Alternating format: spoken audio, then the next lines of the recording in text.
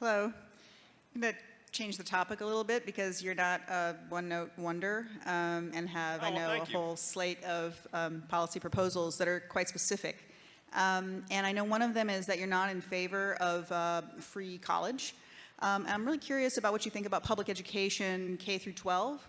And what you think about the crisis of student loan debt, what your proposals are around both of those things, and also education in general, which seems essential to our civic health. Yes, thank you.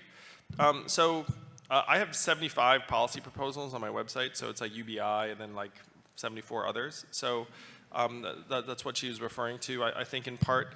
I love the spirit of free college or free public college. I just think that it sends the wrong message because college, so the first thing is that only 32% of Americans graduate from college, and that proportion has essentially been constant for years.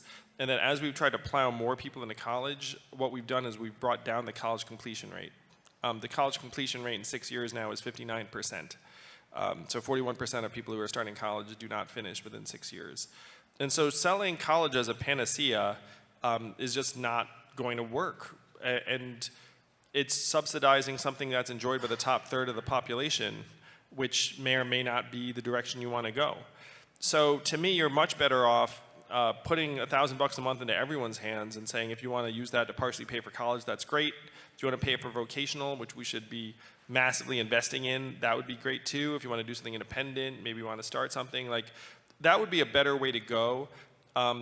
And it's in tandem with the fact that we have this educational school loan crisis in this country where it's up to $1.5 trillion. Why has college gotten 2.5 times more expensive over the last 25 years? It has not gotten 2.5 times better. And so the reason is that they've just invested in a lot of non-faculty administrators. And so you have to separate out the different problems. Has college gotten too expensive? Yes. Saying, are we going to subsidize and have free college as a solution? To me, it's a little bit too much in one way and not enough in another.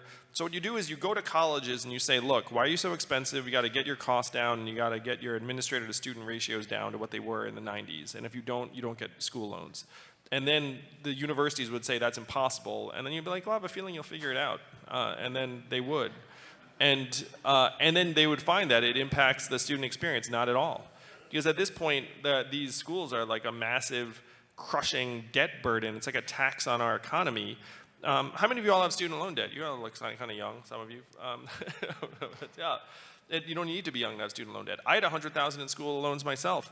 I used to call it my mistress because I was like writing a check to like a family in another part of the country. I was like, so it's immoral. I would forgive a lot of that student loan debt in an argument for stimulus because young people and like other people should be starting families, buying homes, starting businesses, and not paying off this phantom school debt that, you know, like was for an education they got years ago and the school was already paid. It's purely a financial invention at this point.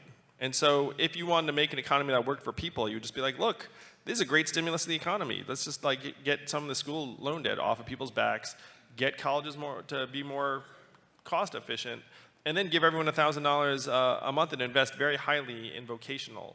Because right now only 6% of American high school students are in vocational or technical tracks. In Germany, that's 59%. What do you all think the appropriate percentage is for America then? 25 or 30, right? But the problem is we're overselling college to all these kids. We're like, hey, if you don't go to college, your life is over. And then they go to college, they get this debt. Even if you come out of college right now, you know what the underemployment rate is for recent college grads? It's 44%. So again, this entire like subsidized free college, like it doesn't solve the problem. Like if you come out and you're underemployed and you don't have crushing debt, yeah, that's better than having crushing debt. But like maybe we need to start trying to address the imbalances in our system.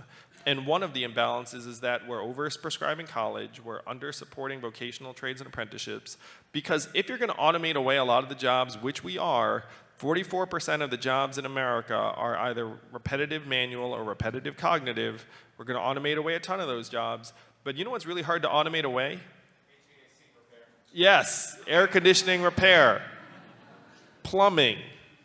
You know, like it's very, very hard to automate away fine motor work like that. Those jobs are steady, they pay well, they're gratifying. So we need to start saying to kids, like, that's a really good way to go. Like, that's a better way to go than a 4-year degree that might, that just might lead you nowhere. No offense, I went to college, I love college and all that, but we're just overselling it. So it's a very long-winded answer to a complex set of issues, but it's a multi-pronged problem.